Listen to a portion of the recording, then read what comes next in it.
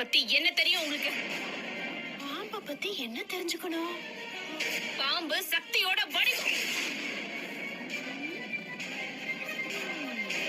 இப்பதான் பாம்புன்னு நான் எல்லாருக்கும் புரிய வைக்கிறேன். சத்தியத்தோட அம்சம்.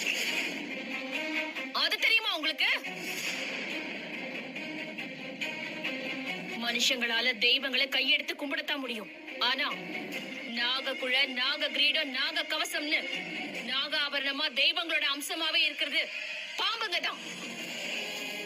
உயிர் காப்பு பொருளா இருக்க அமிர்தத்தை எடுத்து கொடுத்ததே வாசுகிங்கிற ஒரு பாம்பு தான்.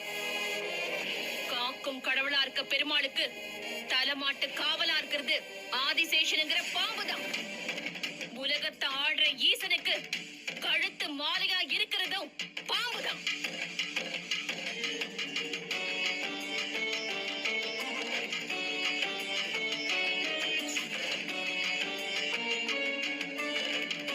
நாகரத்னங்கிற விலை மதிப்பில்லாத பொருள் நாகத்துல இருந்து தான் உருவாகுது. பொம்பளைங்க கட்டுற புடவையில இருந்து போட்டு இருக்க ஜட வரைக்கும் கலந்திருக்கிறது நாக அம்சமா இருக்க பாம்பு தான்.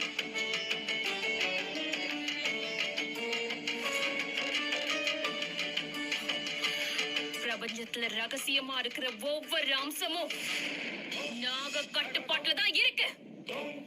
தன்னோட பாதுகாப்புல இருக்க பொருளுங்களை தலைமுறை தலைமுறையா காப்பாத்துக்கிட்டு வர தியாகம் நாக வம்சத்துல மட்டும்தான் இருக்கு.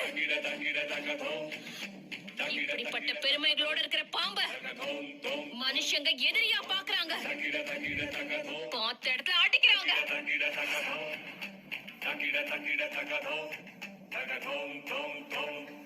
இதுக்கு மேல சில சதிகாரங்க நாக காவல்ல இருக்க நாக பொக்கிஷத்தை எடுக்கிறதுக்காக நாக இனத்தையே வேட்டையாட நினைக்கிறாங்க. ஆனா நாக வம்சத்தை அவ்வளவு சுலபத்துல யாராலையும் அழிச்சிட முடியாது.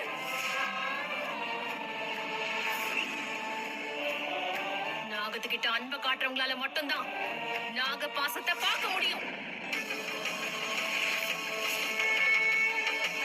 நாகத்துக்கு துரோகம் பண்ணா நாக தோஷமா தான் முடியும்.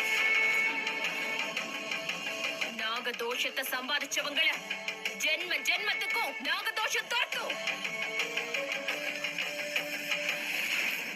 நாகத்துக்கு பாவம் பண்ணவங்க யாரா இருந்தாலும்